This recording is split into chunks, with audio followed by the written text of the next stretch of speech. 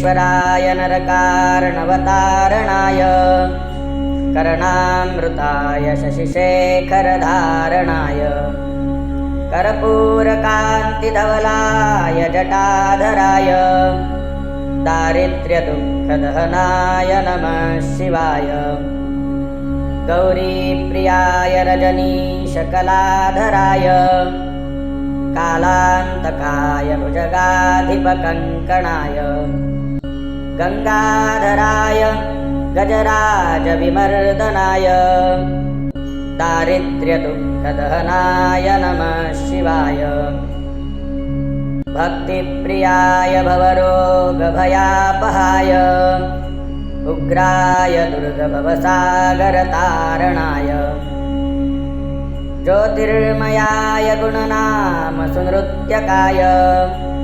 दारिद्र्यदुःखदहनाय नमः शिवाय चरमाम्बराय शवभस्मविलेपनाय भालेक्षणाय मणिकुण्डलमण्डिताय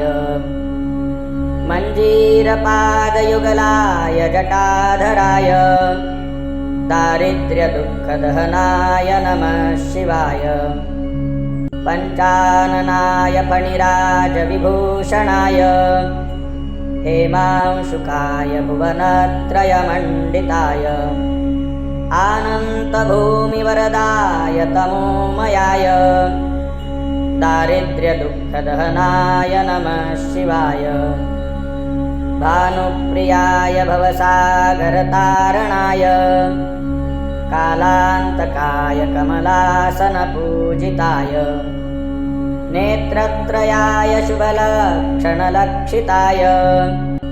दारिद्र्यदुःखदहनाय नमः शिवाय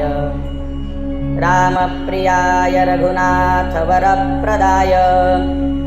नागप्रियाय नरकार्णवतारणाय पुण्येषु पुण्यभरिताय सुरार्चिताय दारिद्र्यदुःखदहनाय नमः शिवाय मुक्तेश्वराय फलदाय गणेश्वराय गीतप्रियाय वृषभेश्वरवाहनाय मातङ्गचर्मवसनाय महेश्वराय दारिद्र्यदुःखदहनाय नमः शिवाय वसिष्ठेन कृतं स्तोत्रं सर्वरोगनिवारणं सर्वसम्पत्करं शीघ्रं पुत्रपौत्रादिवर्धनं त्रिसन्ध्यं यः पठेन्नित्यं स हि स्वर्गमवाप्नुयात् त्रिसन्ध्यं यः पठेन्नित्यं स हि स्वर्गमवाप्नुयात्।